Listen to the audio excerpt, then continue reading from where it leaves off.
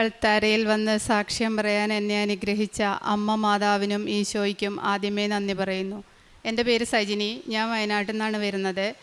ഞാൻ ആദ്യമായി ഇവിടെ ഉടമ്പടി എടുത്തത് 2023 സെപ്റ്റംബർ മാസത്തിലാണ്. എൻ്റെ അനിയത്തിയാണ് ആദ്യമായി ഇവിടെ ഉടമ്പടി എടുത്തത്. അവൾ വന്നിട്ട് എനിക്കൊരു പത്രം കൊണ്ടു തന്നു. അപ്പം ഞാൻ ഹിന്ദു ആയതുകൊണ്ട്, അവൾ ഹിന്ദുവാണ്, അപ്പം ഞാൻ പറഞ്ഞു ഞാനൊരു ഹിന്ദുവാണ്, എനിക്കിതിലൊന്നും വിശ്വാസമില്ലായിരുന്നു. ഞാൻ പത്രം ഒഴിവാക്കി, ഞാൻ വാങ്ങിയില്ല. അത് കഴിഞ്ഞ് എൻ്റെ ചേച്ചി ഇത് കട്ട് കഴിഞ്ഞപ്പോൾ ചേച്ചി പറഞ്ഞു നമുക്കൊന്ന് കൃപാസനത്തിൽ പോയി നോക്കാറുണ്ട്. എന്നെ വിളിച്ചു.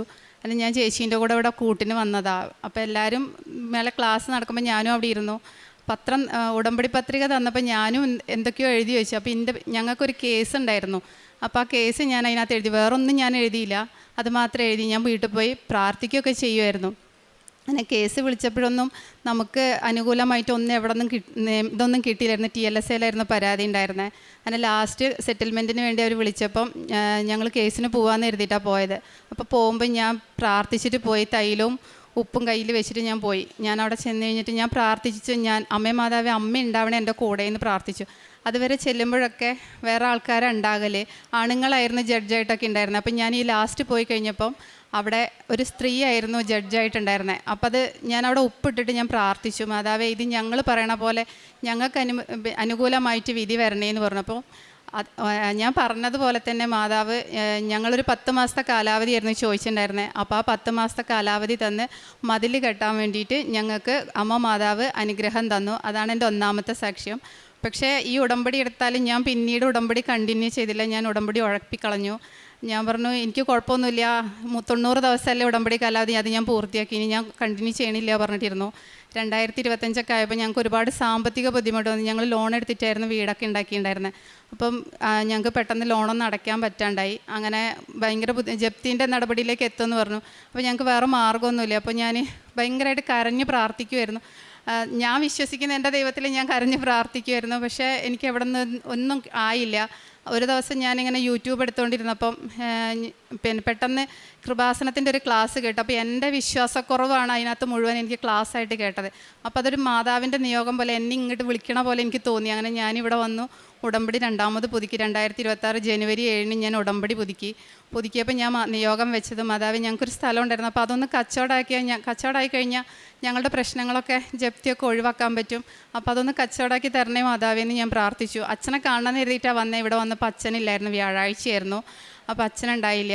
അപ്പോൾ ഞാൻ എൻ്റെ ഡോക്യുമെൻ്റ് ഞാനിവിടെ മാതാവിൻ്റെ മുന്നിൽ വെച്ച് പ്രാർത്ഥിച്ചിട്ട് ഞാൻ പോയി. ഞാൻ പറഞ്ഞു അടുത്ത ഫെബ്രുവരി 8 ആകുമ്പോഴത്തേക്കും എൻ്റെ സ്ഥലത്തിന് എന്തെങ്കിലും ഒരു കച്ചവടമായി കിട്ടണേ മാതാവേന്ന് പ്രാർത്ഥിച്ചിട്ട് പോയി. അങ്ങനെ ഞാൻ ഇവിടെ നിന്ന് കിട്ടിയ തൈലവും ഉപ്പും ഞങ്ങളുടെ സ്ഥലത്തിൻ്റെ 4 കോർണറിലും ഞാൻ വിശ്വാസപ്രമാണം ചൊല്ലിയിട്ട് വെതറി. അമ്മ എനിക്കൊരു ചെറിയ കാശ് രൂപ എൻ്റെ വീട്ടിൽ നിന്ന് എൻ്റെ അമ്മ എനിക്കിടണം തന്നിരുന്നു. അമ്മ പറഞ്ഞു ഇതവിടെ കൊണ്ട് കുഴിച്ച് വെച്ചാൽ മതി, കച്ചവടം റെഡിയാവും എന്ന് പറഞ്ഞു. അങ്ങനെ ഞാൻ അതുപോലെ ചെയ്തു. ഞാൻ വീട്ടിൽ വന്ന് 7 ദിവസം കഴിഞ്ഞപ്പോഴത്തേക്കും ഞാൻ പറഞ്ഞു ഇനി ഞാനൊരു ബ്രോക്കറെ ഞാൻ പോയി കാണില്ല മാതാവേ, അമ്മ തന്നെ എനിക്കിത് കച്ചവടമാക്കി തരണേ പറഞ്ഞു. എൻ്റെ കഴിവുകൊണ്ട് ഇനി ഒന്നും നടക്കില്ല. ഒരുപാട് പേരെ ഞാൻ കണ്ട് സംസാരിച്ചായിരുന്നു. പക്ഷേ നമ്മൾ പറയുന്ന വിലയിലോ ഒന്നും നടക്കുന്നില്ല. എല്ലാവർക്കും വെറുതെ കിട്ടുന്ന സ്ഥലം. ഞങ്ങൾ പറയുന്നതിൻ്റെ ഒരു അംശം പോലും, ഒരു 7 അയലത്ത് പോലും വരുന്ന ടീമുകളൊന്നും വില പറയില്ലായിരുന്നു. അപ്പോൾ ഞാൻ പറഞ്ഞു ഞങ്ങളെയും കൊണ്ട് ഇനി ഒന്നും നടക്കില്ല, അമ്മ വിചാരിച്ച് എനിക്കത് കച്ചവടമാക്കി തരാൻ പറ്റുമെന്ന് പറഞ്ഞു. അങ്ങനെ 7 ദിവസത്തിൻ്റെ ഉള്ളിൽ ഞങ്ങൾ പറഞ്ഞ വിലയ്ക്ക് ഇങ്ങോട്ട് വന്നിട്ട് കച്ചവടം ഉറപ്പിച്ചു. 90 ദിവസം എൻ്റെ ഉടമ്പടി കാലാവധി പൂർത്തിയാവുന്നതിന് മുന്നേ തന്നെ എഗ്രിമെൻ്റ് എഴുതിയായിരുന്നു. 3 മാസത്തെ കാലാവധിക്ക് എഗ്രിമെൻ്റ് എഴുതിയ 20 ദിവസം കൊണ്ട് തന്നെ അത് രജിസ്ട്രേഷൻ നടന്നു. ഇന്ന് ഞങ്ങളുടെ ആ പ്രശ്നങ്ങളൊക്കെ അമ്മ മാതാവ് എനിക്ക് തീർത്ത് തന്നു. ഇതുകൂടാതെ എനിക്ക് തൈറോയിഡ് ഉണ്ടായിരുന്നു. ഞാൻ 2 വർഷമായിട്ട് ടാബ്ലറ്റ് എടുത്തുകൊണ്ടിരിക്കുന്ന ആളാണ്. അപ്പം ഈ തൈറോയിഡിന് ഇങ്ങനെ ടാബ്ലറ്റൊക്കെ കഴിക്കുമ്പോൾ കുറേ സൈഡ് എഫക്റ്റൊക്കെ ഉണ്ടാകുന്ന എല്ലാവരും എന്നോട് പറഞ്ഞു. അപ്പോൾ എനിക്ക് പേടിയായിരുന്നു. അപ്പോൾ ഞാൻ ഉടമ്പടി എടുത്തപ്പോൾ ഞാൻ മാതാവിനോട് പറഞ്ഞു മാതാവ് ഇനി ഞാൻ ഗുളിക കഴിക്കില്ല, എനിക്ക് അമ്മ ഇത് മാറ്റി തരണേ പറഞ്ഞു. അപ്പോൾ ഞാൻ ഇന്നും പ്രാർത്ഥിക്കുമ്പം തൈലം ഞാൻ എൻ്റെ തൊണ്ടയിൽ ഇവിടെ കുരിശ് വരച്ച് ഞാൻ പ്രാർത്ഥിക്കുമായിരുന്നു. അങ്ങനെ കഴിഞ്ഞ ആഴ്ച ഞാൻ ടെസ്റ്റ് ചെയ്തപ്പം ഇതുവരെ എനിക്കൊരു 7 താഴേക്ക് ഇതുവരെ TSH വന്നിട്ടില്ലായിരുന്നു. കഴിഞ്ഞ ആഴ്ച ടെസ്റ്റ് ചെയ്തപ്പോൾ എനിക്ക് 4 ആയിരുന്നു എൻ്റെ തൈറോയിഡിൻ്റെ റിസൾട്ട് വന്നത്. അതും എനിക്ക് അമ്മ മാതാവ് തന്ന അനുഗ്രഹങ്ങളാണ്. പിന്നെ പ്രേക്ഷിത പ്രവർത്തനമായിട്ട് ഞാൻ ചെയ്യുക. എനിക്ക് പത്രമൊക്കെ കൊടുക്കാൻ ഭയങ്കര മടിയായിരുന്നു. ഞാൻ ഹിന്ദു ആണല്ലോ. അപ്പോൾ ഞാൻ ഈ പത്രം കൊണ്ട് നടക്കുമ്പോൾ എല്ലാവരും എന്നെ കളിയാക്കുമല്ലോ എന്നൊക്കെയുള്ളൊരു ചിന്താഗതിയായിരുന്നു എൻ്റെ മനസ്സിൽ. അപ്പോൾ ഞാൻ ആദ്യം ഉടമ്പടി എടുത്തിരുന്ന സമയത്ത് ഞാൻ പത്രമൊന്നും അങ്ങനെ കൊടുക്കുമല്ലോ, ഒക്കെ ഞാൻ വീട്ടിൽ വെച്ചേക്കുമായിരുന്നു. മോള് കൊണ്ടുപോയിട്ട് സ്കൂളിലൊക്കെ കൊടുക്കും, പക്ഷെ ഞാൻ ആർക്കും കൊടുക്കില്ല, എനിക്ക് മടിയായിരുന്നു. രണ്ടാമത് ഇപ്പോൾ ഉടമ്പടി പുതുക്കി കഴിഞ്ഞപ്പം എനിക്ക് അച്ഛൻ ഇവിടെ പറയുന്ന പോലെ ഞാൻ എൻ്റെ പത്രത്തിനകത്ത് ഞാൻ കുരിശ് വരച്ചിട്ട്, തൈലം കൊണ്ട് കുരിശ് വരച്ചിട്ട്, മാതാവേ എനിക്കിനി ഈ ഈശോനെയും അമ്മേനെയും മറ്റുള്ളവരിലേക്ക് എത്തിക്കാൻ എനിക്ക് ഒരു മടിയും തോന്നരുത്, ഇന്നിലൂടെ അമ്മ അത് എനിക്ക് സാധിച്ചു തരണേന്ന് ഞാൻ പ്രാർത്ഥിച്ചു. അങ്ങനെ അത് പ്രകാരം എനിക്ക് പത്രം കൊടുക്കാൻ കഴിഞ്ഞു. എല്ലാവർക്കും ഞാനിപ്പം അമ്മേനെയും ഈശോനെയും പറഞ്ഞിട്ടാണ് ഞാൻ പത്രം കൊടുക്കാറ്. പിന്നെ കാരുണ്യ പ്രവർത്തിയായിട്ട് ഞാൻ ചെയ്യലെന്ന് പറഞ്ഞു കഴിഞ്ഞാൽ, ഞങ്ങളെ വീടിൻ്റെ അടുത്തൊരു ഓൾഡ് ഏജ് ഹോം ഉണ്ട്. അവിടെ പോകും, അവിടുത്തെ അമ്മമാരെയും അച്ഛന്മാരെയൊക്കെ കാണും, സംസാരിക്കും, അവർക്ക് വേണ്ടതൊക്കെ ചെയ്തു കൊടുക്കും. പിന്നെ ഞങ്ങളെക്കൊണ്ട് കഴിയുന്ന പോലെ സാമ്പത്തികമായിട്ടും സഹായിക്കും. പിന്നെ അച്ഛൻ്റെ ഡെയിലി ബ്രെഡ് ഞാൻ എന്നും കാണും. ഉടമ്പടി ധ്യാനം കൂടും, സാക്ഷ്യങ്ങൾ കേൾക്കും. എനിക്ക് ആദ്യമൊക്കെ സാക്ഷ്യവും പിന്നെ ധ്യാനമൊക്കെ ഷെയർ ചെയ്യാനൊക്കെ ഭയങ്കര മടിയായിരുന്നു. ഇപ്പം എനിക്ക് ഒരു മടിയില്ല, ഞാനെല്ലാം സ്റ്റാറ്റസായിട്ട് വെക്കുകയൊക്കെ ചെയ്യും, മറ്റുള്ളവർക്ക് ഷെയർ ചെയ്യുകയും ചെയ്യും. ഇത്രയും അനുഗ്രഹങ്ങൾ തന്ന അമ്മ മാതാവിനും ഈശോയ്ക്കും കോടാനുകോടി നന്ദി പറയുന്നു. ജെറമിയ 7:23 എൻ്റെ വാക്ക് അനുസരിക്കുവിൻ, ഞാൻ നിങ്ങളുടെ ദൈവവും നിങ്ങൾ എൻ്റെ ജനവുമായിരിക്കും. ഞാൻ നിങ്ങളോട് കൽപ്പിക്കുന്ന മാർഗത്തിലൂടെ ചരിക്കുവിൻ, നിങ്ങൾക്ക് ശുഭമായിരിക്കും.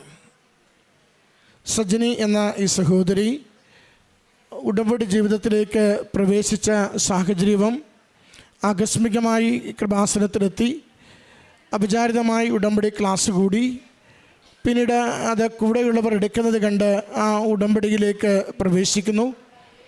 ആദ്യത്തെ ആ 2 പുതുക്കൽ വരെയും വലിയ രീതിയിലത് ഉടമ്പടി ജീവിച്ചു എന്ന് പറയുവാനാവുന്ന ഒരു ആത്മബലമൊന്നും മകൾക്കില്ല. നമ്മൾ ഉടമ്പടിയിലേക്ക് പ്രവേശിക്കുന്നത് പല തരത്തിലാണ്. ചിലർ ജീവിതം ആകെ പിടിവിട്ട് യാതൊരു രക്ഷയും ഇനി ഇല്ല എന്ന് തിരിച്ചറിയുന്ന നേരം അമ്മയുടെ അരികിൽ വന്ന് പൂർണ്ണമായി വിട്ടുകൊടുത്ത് ജീവിതം ഒന്ന് അമ്മയ്ക്ക് സമർപ്പിച്ചിട്ട് അമ്മ എന്തെങ്കിലും ചെയ്ത് രക്ഷപ്പെടുത്തുവാനായി ഉടമ്പടി എടുക്കാറുണ്ട്. ചിലർ എന്തെങ്കിലുമൊക്കെ കാര്യങ്ങൾ കൃപാസനത്തിൽ അമ്മ മാതാവിൻ്റെ സംരക്ഷണയിൽ നടക്കുന്ന അത്ഭുതങ്ങളെക്കുറിച്ച് കേട്ടറിഞ്ഞ് ആകൃഷ്ടരായി ഉടമ്പടി എടുക്കാറുണ്ട്. ചിലർ ആരെങ്കിലുമൊക്കെ നിർബന്ധിച്ച് കൃപാസനത്തിൽ ചിലപ്പോൾ പാതിമനസ്സോടെ വന്ന് അവരോട് നോ പറയുവാൻ പറ്റാത്തത് കൊണ്ട് ഉടമ്പടി എടുത്ത് ഇങ്ങനെ ഉടമ്പടി ജീവിക്കാതെ ഉടമ്പടിയിലാണ് എന്ന് പറഞ്ഞ് പോകാറുണ്ട്. പലതരത്തിൽ ഉടമ്പടിയിലേക്ക് നമുക്കൊരു പ്രവേശനമുണ്ട്. പക്ഷേ ഉടമ്പടിയിലേക്ക് പ്രവേശിക്കുന്ന ഓരോരുത്തരെയും, ഈ ആലയത്തിലേക്ക് വരുന്ന ഓരോരുത്തരെയും അമ്മ മാതാവ് കണ്ട് ആകർഷിച്ച് നിങ്ങളുടെ ജീവിതത്തെ അറിഞ്ഞുകൊണ്ട് അമ്മ വിളിക്കുകയാണ്. മറ്റൊരിടത്ത് പോകുന്നത് പോലെയല്ല നമ്മൾ ആരും കൃപാസനത്തിലേക്ക് വരുന്നത്. കൃപാസനത്തിലേക്ക് നാം ഒരാൾ വരുന്നുവെങ്കിൽ അതിൽ നമുക്ക് മുമ്പേ നമ്മളെ പരിശുദ്ധമ്മ കാണുകയും അമ്മ നമ്മുടെ ജീവിതത്തിൽ ഇടപെടുവാൻ ആഗ്രഹിക്കുകയും നമ്മുടെ ജീവിതത്തെയും മനസ്സിനെയും ഒരു രൂപമാറ്റത്തിലൂടെ അമ്മ അതിനെ ഒന്ന് റീമോൾഡ് ചെയ്തുകൊണ്ട് അമ്മ ആഗ്രഹിക്കുന്ന വലിയ പദ്ധതികൾ നമ്മുടെ ജീവിതത്തിലേക്ക് അനുഗ്രഹമായി നൽകുകയും ചെയ്യുന്നു. മകൾ പറയുന്നുണ്ട്, ആദ്യം വരുമ്പോൾ ഒരു കേസ് സംബന്ധിച്ച് ഒന്നും എഴുതാനായിട്ട് കിട്ടുന്നില്ല. ആദ്യം കിട്ടിയത് നടന്നുകൊണ്ടിരുന്നൊരു കേസായിരുന്നു. അത് വന്നു എഴുതി, അത് അല്പകാലം കഴിയുമ്പോൾ നമ്മൾ വീട്ടുകാർ പോലും വിചാരിക്കാതെ കേസിൻ്റെ കാര്യങ്ങൾ തീർന്നു കിട്ടി. എങ്കിലും അത്ര കണ്ട് ഉടമ്പടി ആഴപ്പെട്ടില്ല. ഒരനുഭവം ലഭിച്ചിട്ടും ഉടമ്പടി ആഴപ്പെടണം എന്ന് നിർബന്ധമില്ല. നമുക്കൊരു പക്ഷേ ഉടമ്പടി എടുത്ത് 1 ആഴ്ച 2 ആഴ്ച 3 ആഴ്ച കഴിയുമ്പോൾ തന്നെ ആദ്യത്തെ ഒരു അനുഗ്രഹം നാം പോലും പ്രതീക്ഷിക്കാതെ, നാം പോലും പരിശ്രമിക്കാതെ ലഭിച്ചെന്നിരിക്കും. അതുകൊണ്ടാണ് ഉടമ്പടി ധ്യാനത്തിൽ ജോസഫച്ചൻ പറയുക, അതൊരു ബോണസാണ്. നിങ്ങൾ അമ്മയെ വന്ന് കാണുമ്പോൾ അമ്മ നിങ്ങളെ കണ്ടുവന്ന് നിങ്ങളെ അറിയിക്കുന്നൊരു അടയാളം മാത്രമാണ് ആദ്യത്തെ അനുഗ്രഹം. ആ ആദ്യത്തെ അനുഭവത്തിലൂടെ നിങ്ങളുടെ ജീവിതം കൂടുതൽ അമ്മ മാതാവിനോട് കമ്മിറ്റഡായോ, അമ്മ മാതാവ് ആഗ്രഹിക്കുന്നത് പോലെ കാര്യമായ മാറ്റങ്ങൾ അതിൽ വന്നോ, ദൈവനാമത്തെ മഹത്വപ്പെടുത്തിക്കൊണ്ട് ജീവിതം പുനഃക്രമീകരിച്ചോ, ഈ മേഖലകൾ കൃത്യമായി പരിശോധിക്കപ്പെടും. അതിൽ നമുക്ക് മാറ്റമുണ്ടാവുന്നില്ലെങ്കിൽ പിന്നീടുള്ള അനുഗ്രഹങ്ങൾക്ക് അല്പം താമസമുണ്ടാവും. മകളുടെ ഉടമ്പടി ജീവിതത്തിൽ അതിനെയാണ് സൂചിപ്പിക്കുന്നത്. പിന്നീട് 2 പുതുക്കൽ വരെയും പ്രത്യേകിച്ച് ഒരു ചലനമില്ലാതെ മകളുടെ ഭാഗത്ത് അമ്മയിലേക്കും അമ്മയിൽ നിന്ന് മകളുടെ ജീവിത വിഷയങ്ങളിലേക്കും ഒരു ചലനമില്ലാതെ ഈ വിഷയം ഇങ്ങനെ നിൽക്കുന്നുണ്ട്. പിന്നീട് മകൾ തന്നെയാണ് ഒരു ഉടമ്പടി ധ്യാനം ആകസ്മികമായി കേട്ടുകൊണ്ടിരിക്കുമ്പോൾ പറയുന്നത് മുഴുവനും തന്നെക്കുറിച്ച് തന്നെയാണ്. അതുകൊണ്ടാണ് നമ്മൾ ഉടമ്പടി ധ്യാനം ഒരിക്കൽ പോലും മുടക്കരുതെന്ന് പറയുന്നത്. കാരണം നമ്മുടെ ഉടമ്പടി ജീവിതം ഒന്ന് പാതുപടിയിൽ മുടങ്ങിയെങ്കിൽ, നമുക്കിത്തിരി വിശ്വാസത്തിന് ചാഞ്ചാട്ടമുണ്ടായെങ്കിൽ, നമ്മൾ ഉടമ്പടി ആഗ്രഹിക്കുന്ന ജീവിതക്രമത്തിൽ നിന്ന് അലസമായും അലക്ഷ്യമായും ഒന്ന് വഴുതുമാറിപ്പോയെങ്കിൽ, നമ്മളോട് അമ്മയ്ക്ക് സംസാരിക്കുവാനുള്ളത് ഉടമ്പടി ധ്യാനത്തിൽ കൃത്യമായി പറഞ്ഞിരിക്കും.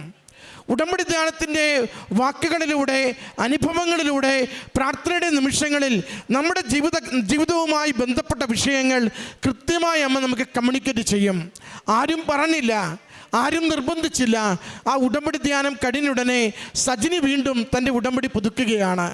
ഉടമ്പടി പുതുക്കുമ്പോഴാണ് ഏറെ നാളായി വിൽക്കുവാൻ ശ്രമിച്ചിട്ട് വെറുതെ കിട്ടിയാൽ കൊള്ളാമെന്ന് പറയുന്ന സ്ഥലത്തെക്കുറിച്ച് ഒരു നിയോഗം എഴുതി വെച്ച് പറയുന്നത്, ഇനി ഒരാളോടും ഈ സ്ഥലം വിൽക്കാൻ ഏൽപ്പിക്കില്ല, സ്ഥലം എടുക്കുവാൻ പറയത്തുമില്ല, അമ്മ ഇത് ഏറ്റെടുക്കണം.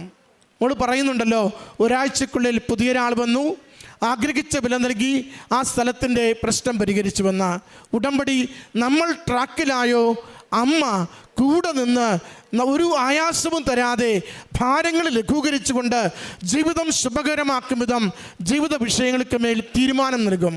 അതുകൊണ്ട് ഉടമ്പടി ഗൗരവമുള്ള കാര്യമാണ്. ഉടമ്പടി അനുനിമിഷം വിശ്വസ്തത ആവശ്യപ്പെടുന്ന കാര്യമാണ്. ഉടമ്പടിയിൽ നമ്മൾ എങ്ങനെയോ അതിനും 10 മടങ്ങ്, 100 മടങ്ങ്, 1000 മടങ്ങ് അമ്മയുടെ സംരക്ഷണവും സഹായവും നിരന്തരം നൽകിക്കൊണ്ട് നമ്മുടെ ഉടമ്പടിയെ അമ്മ കയ്യൊപ്പ് ചാർത്തി അനുഗ്രഹിച്ചു കൊണ്ടിരിക്കും. അതുകൊണ്ട് ഉടമ്പടിയിൽ കൂടുതൽ വിശ്വസ്തരാകാം. ഉടമ്പടി നമ്മളെ നയിച്ചു കൊണ്ടിരിക്കും.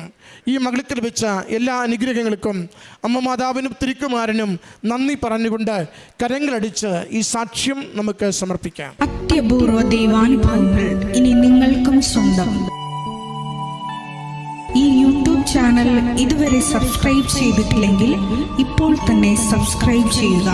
ഈ വീഡിയോ ഇപ്പോൾ തന്നെ നിങ്ങളുടെ സുഹൃത്തുക്കൾക്ക് ഷെയർ ചെയ്തുകൊണ്ട് കർത്താവിൻ്റെ പ്രേക്ഷിതരാകുക.